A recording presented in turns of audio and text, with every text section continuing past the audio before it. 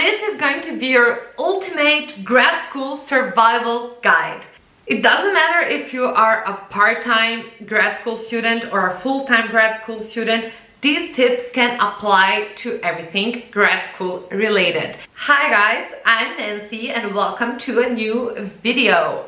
This guide is designed to provide you with practical tips, valuable insights, and smart strategies to make your life easier in grad school and help you thrive as a grad school student. Let us dive right into it. I have 6 tips for you guys, so let's get started. First thing is time management and planning.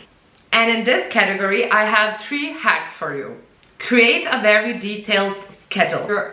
Allocate time for your classes, for your study time, if you are a part-time student, for your job. Obviously, this is going to be a great chunk of your day, and also your personal tasks you have to get done. Prioritize and set realistic deadlines to complete your tasks. Second hack is take advantage of your evenings and weekends, especially if you're working full-time and you are a part-time student like myself. You have to do things in the evenings after work. I'm not a big fan of saying this, but you gotta do what you gotta do, you know? What works for me personally, I like waking up earlier and starting my work earlier. I do have a remote job, so this is a huge plus. If you are not in this position, you can maybe wake up earlier and do 1 hour of uni work, for example, if you are a morning person, or do your personal tasks in the morning so you can focus on uni work after you finish with your work for the day. And obviously utilize your weekends as well. I do have classes on Saturdays for the most part, sometimes Friday evening, so according to that I try to plan my other tasks. And also break your tasks into smaller chunks, so this way you will be able to schedule like small little tasks during your week and during your days. Like, for example, wake up a little bit earlier and do 1 single task for your uni before you go to work. If you break them down into smaller chunks, it will be so much easier to schedule everything in your calendar. The second topic is effective communication, and this is especially important if you are a part-time student and working full-time, like letting everybody know what is your position.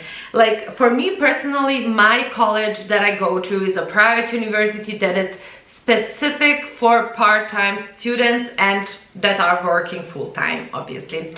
So my professors know that I do have work obligations, and sometimes I can maybe work a little bit later and come late to a class, for example, or anything like that. But my classes are always going to be after 6 p.m. or on weekends, because my professors know that I do work a full-time job as well. Also at work, I did let my manager know that, hey, I am studying part-time, so maybe sometimes I have to get off work 1 hour earlier, or maybe I will take some days off to study before my exam and stuff like that. So it's very important to let everybody know what your situation is. When they understand your position, they can also support you better. The third thing is establish a great work-life balance. I'm not a huge believer that balance is possible, like real balance. I think in different times we have different priorities, but you have like 3 big things in your life: your personal life, personal tasks, your student life, and your work. If you are a part-time student or not, maybe this is going to look a little bit different. Maybe you have a student job or whatever, maybe you're not working at all, but you will have like at least 2 separate things going on in your life, or 3 in some cases. So you have to set clear boundaries, like no overworking, no over hours, for example, because it's not going to be possible to do it all. Then learning to say no. You have to have clear priorities for your days, weeks and months. Maybe during your finals you can focus less on work, and this is why my previous point on communication is very important as well. It's really important to set clear boundaries. Also, Don't be ashamed to delegate and seek for support.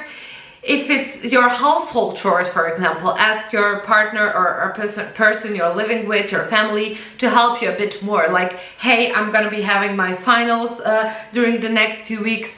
Can I rely on you to just clean around and pick things up so I don't have to? Or ask your mom to cook for you during these 2 weeks when you have your finals, for example. The next topic is efficient study techniques.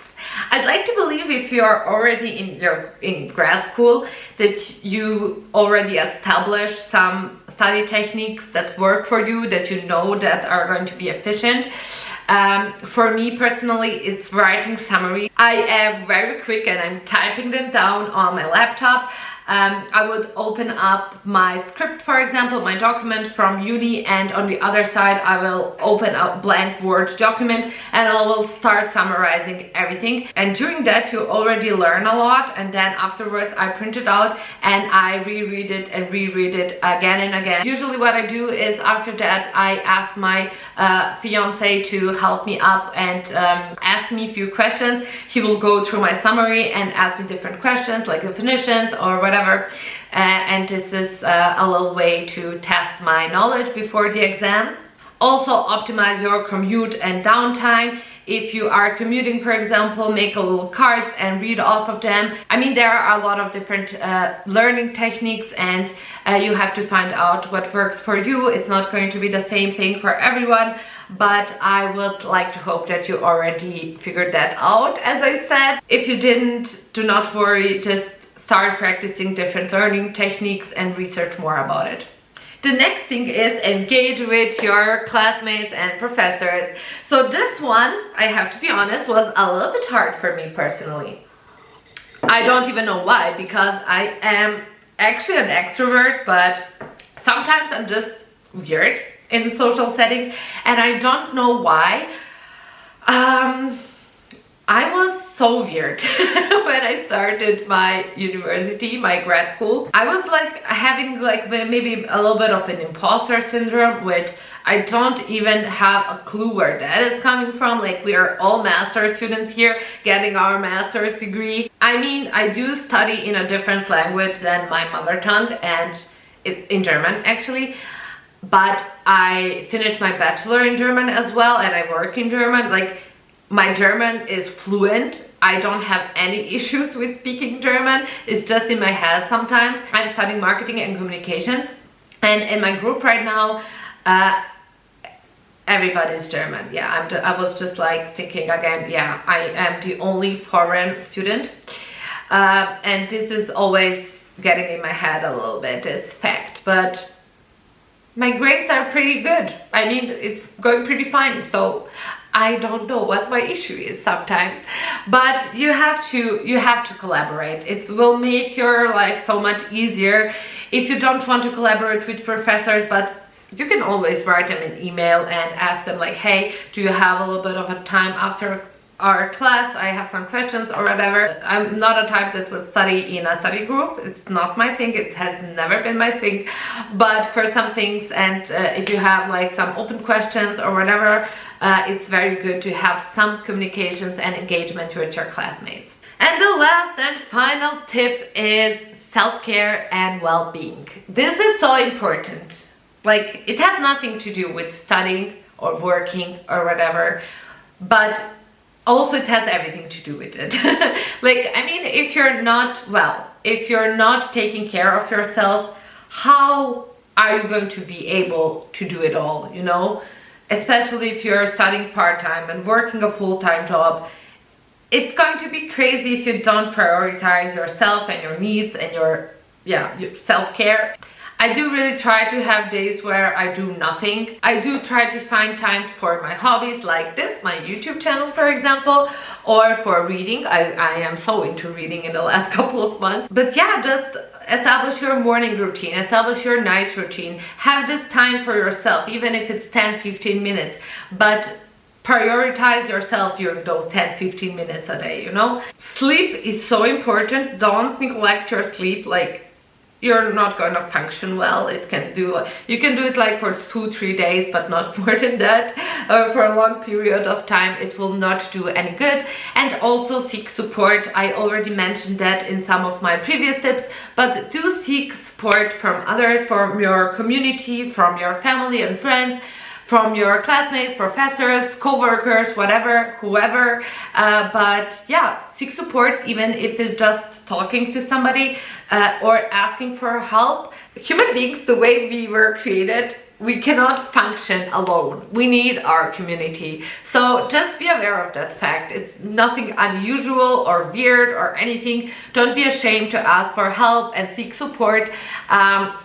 Because you cannot do it all, and you would also help a friend or a family member if they asked you to. They want to help you and definitely can help you, so just ask them, you know.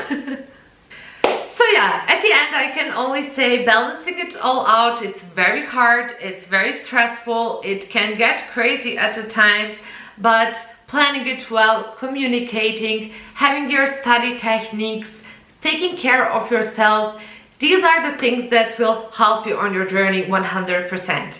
Your dedication and hard work will always pay off. Remember that. And good luck on your master's journey, I guess. Thank you so much for watching this video, guys. If you liked it, hit that thumbs up button and subscribe down below. I create mostly lifestyle-oriented content and a lot of vlogs. So if you wanna get a little bit of an insight how my day in a life looks like, do check out my vlogs as well. And if you have any questions, feel free to ask me down in the comment section. And again, thanks for watching. I will see you in my next video very soon. Bye!